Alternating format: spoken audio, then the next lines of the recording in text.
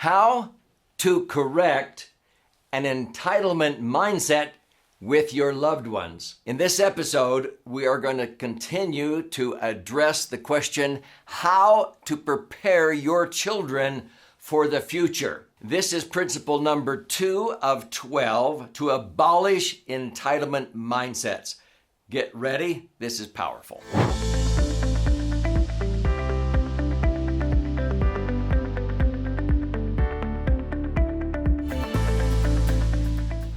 So my name's Doug Andrew, and I've been a financial strategist and a retirement planning specialist now for more than 48 years. And during that time period, I've met with countless families to be able to help them, their children, grandchildren, their loved ones, to learn concepts and principles that will bring them together. And we found out that there are 12 principles that unfortunately our colleges and universities today are not effectively teaching our children. So a good friend of mine, Richard Rossi, he spoke and created a list of 8. I added 4 to that list. And I designed this years ago after he gave an incredible talk at the Genius Network. This is so powerful that once we have taught these 12 principles to children, college graduates, they had job offers lined up, whereas before they couldn't find a job. So all of these 12 principles are contained in this handout, and I have it here on the screen. We're going to focus on number 2 of the 12. There's 6 on one side and 6 on the other, but this is going to teach you how to prepare your children for the future. Let me give you a little bit of background into where I'm coming from with this. I'm going to tell you a story. So in the line of work that I do, I have many very high net worth, successful people that come to me to be able to get their affairs in order and to set up their trust different than the way most trusts are set up. Most trusts are set up equal distribution, where when they die, the attorney divides up everything, all their assets equally, and dumps it in the kid's lap equally. That's called equal distribution trust. Well, when they come and learn, they realize that sometimes that ruins half of the children in the world, and especially in America, because they develop an entitlement mindset. Oh, when do I get my share? Mom, Dad, will you pay for it? Can I have? And so after they come through a 3-day workshop, they want to usually change their trust to an equal opportunity trust, where all of their children and grandchildren have equal opportunities to participate in what we call the family bank, which is not only just the money, but a lot of the wisdom and knowledge and so forth that we capture. But they have equal opportunities to be able to borrow from or use the resources in the family bank instead of just waiting around for a handout. We're basically teaching them how to set up a trust for equal opportunities to give a hand up to their posterity, not handouts. And it's profound. Many times, these very successful people, when I ask them, so how did you create this empire? How did you build this fortune? And you wouldn't believe how many times they'll go, oh, my parents, they grew up in the Great Depression, and I was raised right after that, and they taught me to work so hard. I have worked so hard. My kids will never have to work as hard as I did. And about 20 or 30 years later, they would come into my office, and I would notice that they're not very happy. They're in retirement, and I'd say, what's up? They would go, Doug, I don't know what's wrong with our children. They don't even know how to work. And I would go, well, maybe you stole that from them. Maybe in an effort to give them everything, you actually stole it from them. You always talked about all the hardships, challenges that you had to overcome and how that made you strong. It made a man out of you. And so just like those children are trying to emerge from a chrysalis like a monarch butterfly, you were helping them out so they didn't have to struggle. And what happens to a butterfly? It dies. Unfortunately, you can not go back and correct that, but we can do some things to correct it from this point forward. And so this is where they would set up equal opportunity trusts and change their rules of governance on how they actually assist their children, grandchildren, by giving them a hand up instead of just a handout whenever they need help, or maybe help with a college education or what have you. You can learn more about these concepts in my book, Entitlement Abolition, which I'll gift you at the end of this episode. But if this is already resonating with you, be sure and share, post a comment, click like, but subscribe to this three-dimensional wealth channel and click the little bell, because every week I post 4 or 5 new educational videos. It's free. And stay with me to the end, because I want to gift you a copy of a 200-page book called Entitlement Abolition. How to lead your family from me to we, together we're better, and abolish the entitlement mindset. So let me show you how we can do this. Now, one of my favorite people on planet Earth, a very close friend, entrepreneurial coach, Dan Sullivan, was sharing with our group, because we get together a lot of entrepreneurs. He's coached over 6,000 of the world's top entrepreneurs. And Dan Sullivan put together a white paper. And in this white paper, he was talking about the fairness doctrine and how that creates entitlement mindsets.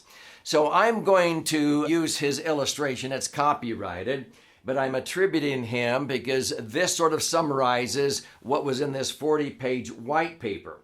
And Dan Sullivan was talking about the difference between a scarcity spiral, indicated over here on the left-hand side that I'll go through, versus the abundance spiral or the abundance neighborhood. So oftentimes the difference between these children who begin to develop an entitlement mindset comes from this scarcity mindset or scarcity spiral.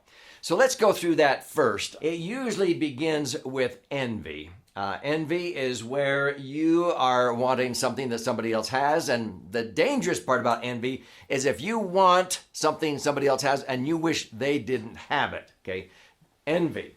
That leads to guilt, feeling that maybe one's results are because life's unfair, you've taken advantage, or people have advantages over others or what have you, that life is unfair. And so we get up here into indignation and hate, and then unfairness. The world is unfair. Sometimes people think fairness is equal distribution.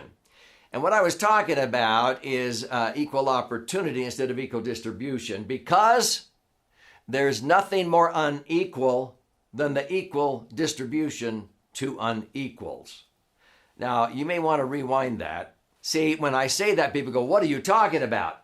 Okay, now, as a Christian, I do not believe our Creator gives equal distribution of blessings, let's say, of health to all of us, regardless of how some of us may choose to abuse our bodies, okay? We have to be responsible and accountable, which is the first principle.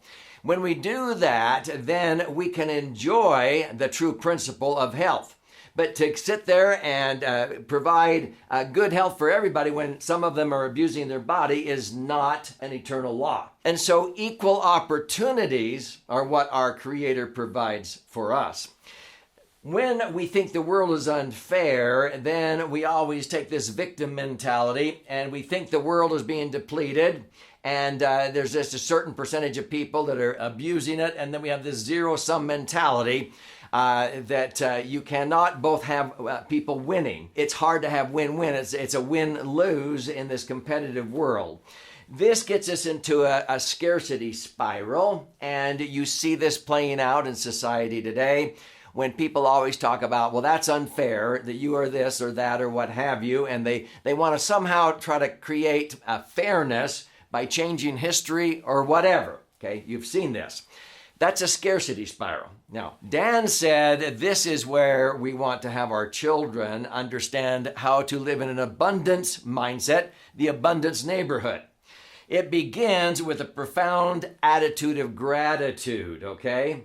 Oftentimes, the envy is lack of gratitude. This is an increasing appreciation for everything, everybody about you, for life, being grateful. That then fosters creativity, and you begin to create ideas. And as you get creative, you begin to cooperate with others who have creative ideas.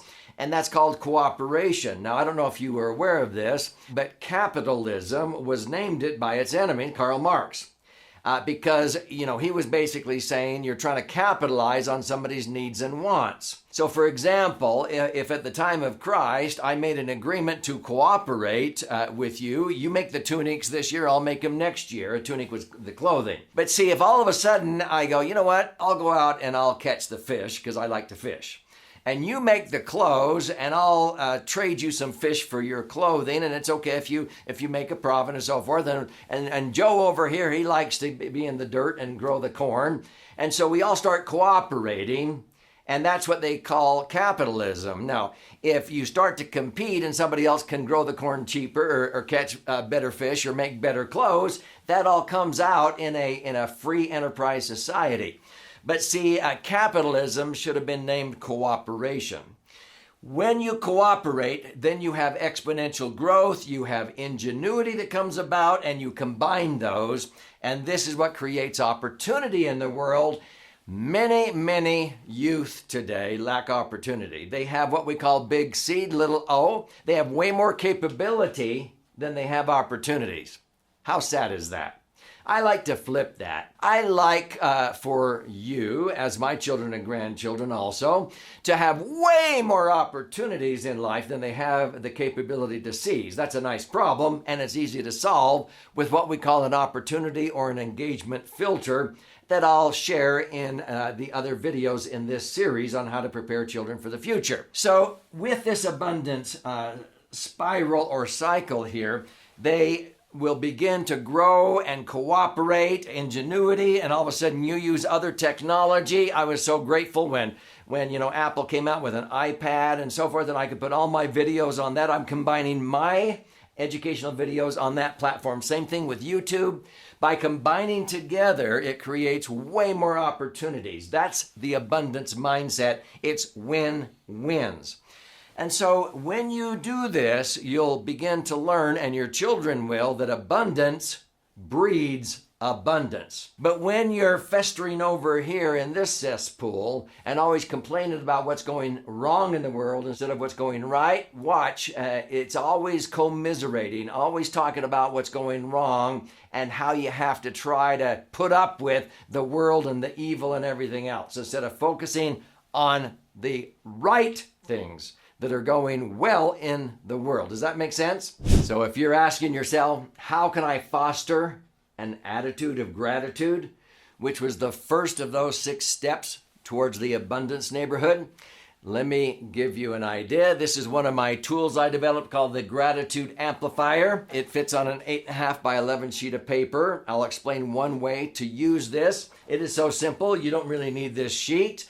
But when you go in and claim your free copy of Entitlement Abolition at the end of this episode, you'll see resources where you can download these forms if you would like. The Gratitude Amplifier is where I usually have young people, but we do this at Thanksgiving with all of the members of our family, write down 10 things that they're grateful for. Now, how do we amplify this list? I have mentored suicidal teenagers, and they don't think anything's going right in their life, and their parents are shocked, and their counselors, when we do this at a Thanksgiving dinner. I ask them to think of a living person they're grateful for, a person who has died, a physical ability, a material possession, something in nature, a place on earth, a modern day invention, a particular food, your home or place of abode, God, the universe, or a higher power that they're grateful for.